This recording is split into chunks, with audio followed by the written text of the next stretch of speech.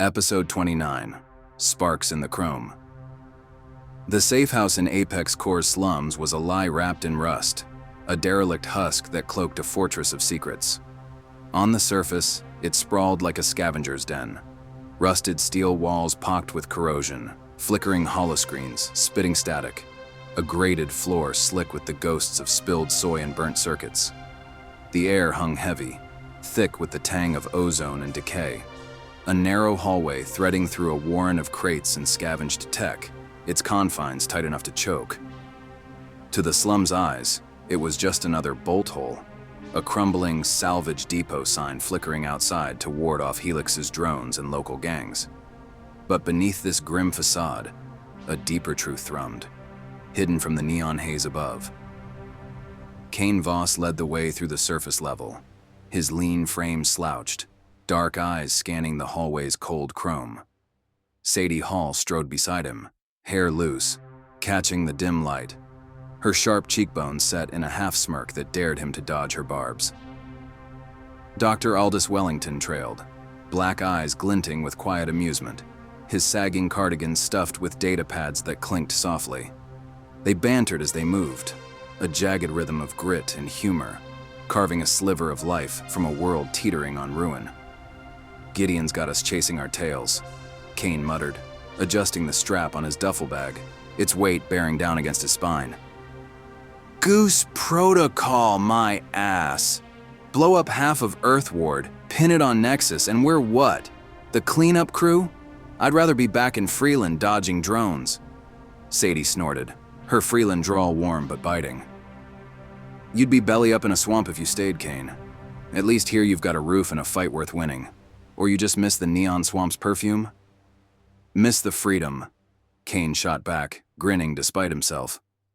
"Slums ain't pretty, but they're honest. You scrap, you survive, you earn your place. Here, this place is cold as Helix's circuits. Some folks are nice, sure, but they don't get they've traded their souls for security. Then there's the others, arrogant douches who think they're gods 'cause they got a shiny badge or a neural mod." Sadie laughed, caught off guard, her dark eyes dancing with mischief. "Oh, you're riled up. What's this, Kane? You embarrassed about something and masking it by bitching about assholes? I know you, even after all these years. You do that when something's eating you." Kane's grin faltered, his scarred cheek twitching.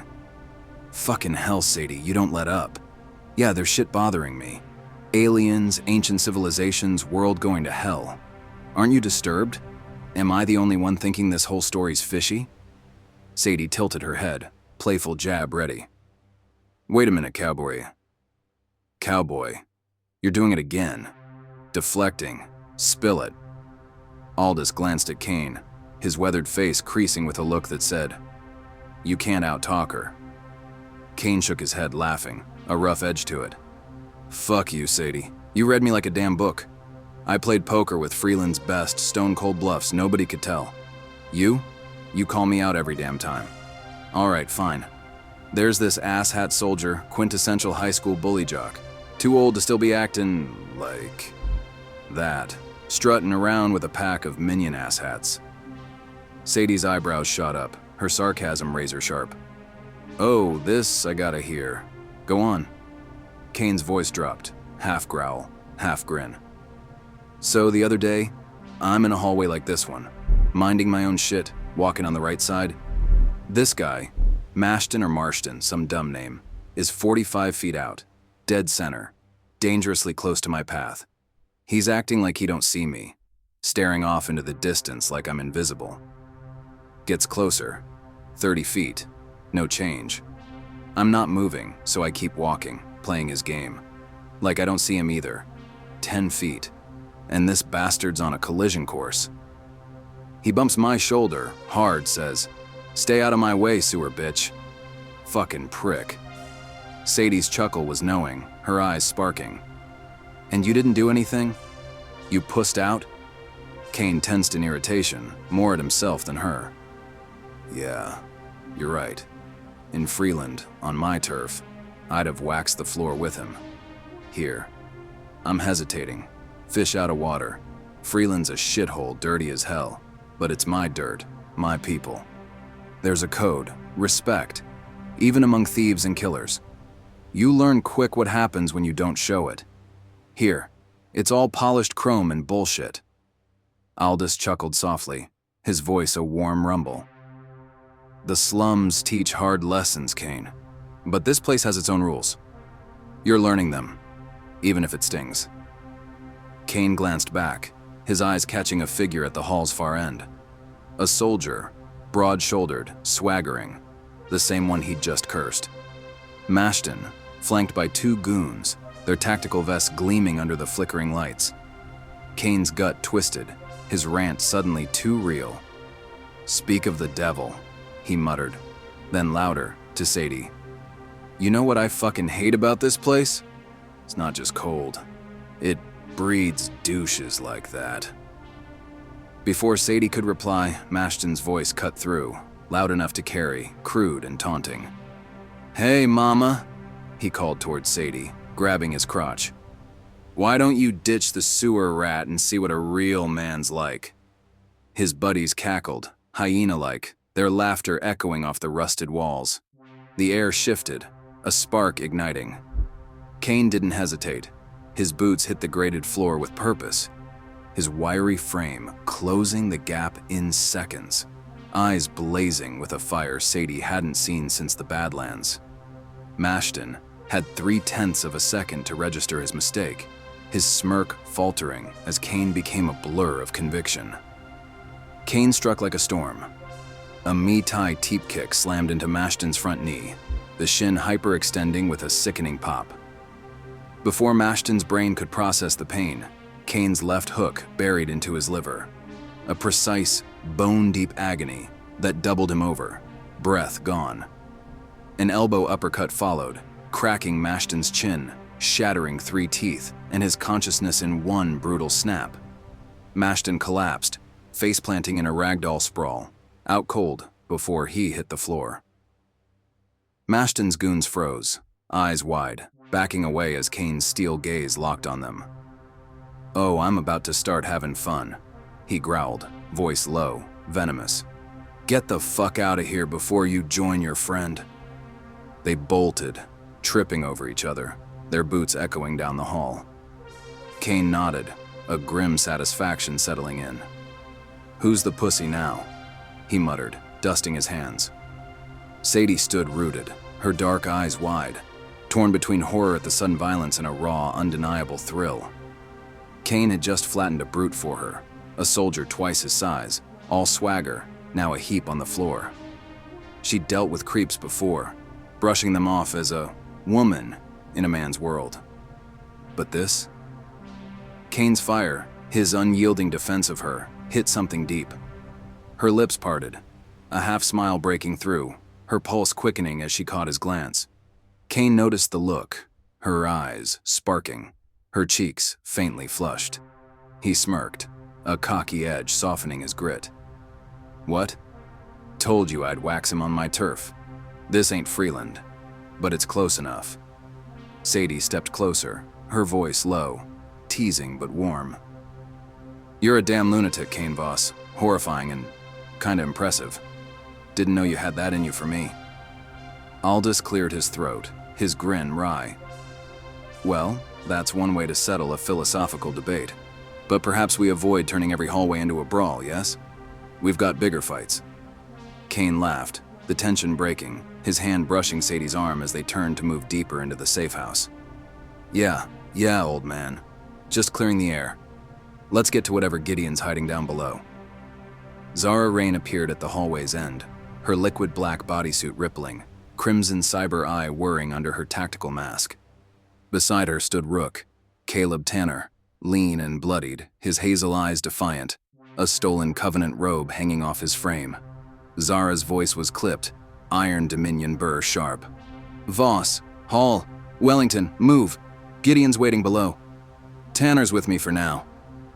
Kane's pulse kicked, Rook's face a ghost from his past, but he masked it with a nod. Sadie's hand grazed his, a silent anchor, while Aldus's eyes flicked to Rook, calculating. They followed Zara to a rusted crate, its surface a lie. She pressed a hidden panel, and the crate slid aside, revealing a sleek maglev elevator, its polished steel a stark betrayal of the surface's decay. The doors hissed open, and they stepped inside the elevator, plunging into the true safehouse, a subterranean fortress that rewrote everything he thought he knew. The descent was silent, a faint hum of quantum tech vibrating the air. The doors opened onto the first level, a cathedral of clean chrome and pulsing light.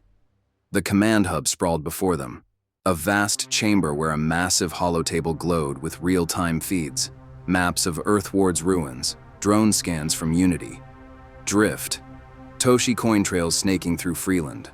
Polished steel walls shimmered with nanoscreens displaying order sigils, while operatives hunched over workstations, their neural interfaces flickering like fireflies. Corridors branched off, wide and gleaming, leading to labs, armories, and living quarters below. The air was crisp, filtered, a stark contrast to the surface's rot, its cool blue LEDs casting sharp shadows across the floor. 5 levels descended further, each a marvel of Nova Reach's craft. Labs with magfield chambers to probe the core's secrets, dorms with holo windows projecting distant skies, a training arena where holodrones simulated Iron Dominion's pits, and a power level humming with fusion reactors. The complex could house 50 operatives, its expanse a hidden city beneath the slums, a testament to Gideon's reach. Kane's dark eyes widened. "This ain't no scavenger's hideout, ow?" he muttered, voice rough with slum grit. "Gideon's playing a deeper game than I thought." Sadie's gaze was steel, her drawl biting. "Deeper than you, Kane? That's saying something. This place screams control. Makes me wonder what else he's hiding." Aldus traced a nanoscreen's glyphs, his white hair stark against the chrome, his voice a weathered rumble. "A fortress of truth or a cage of lies? We'll know soon enough." Zara led them to the command hub's Tonata heart, where the holotable flared with a new feed, a Freeland Accord anchor's voice cutting through static. "Breaking news. Devastating terrorist attacks have struck Earthward. Bombs in Thorn Hollow, Root Vale, and Verdant's Crown have claimed thousands, shattering villages and crippling the city's grid. Evidence points to Unity Drift, their neural signatures embedded in the wreckage. Verdant's tribes are reeling, their shamans calling for blood. War looms as Earthward demands vengeance." Kane stiffened, guilt overwhelmed him.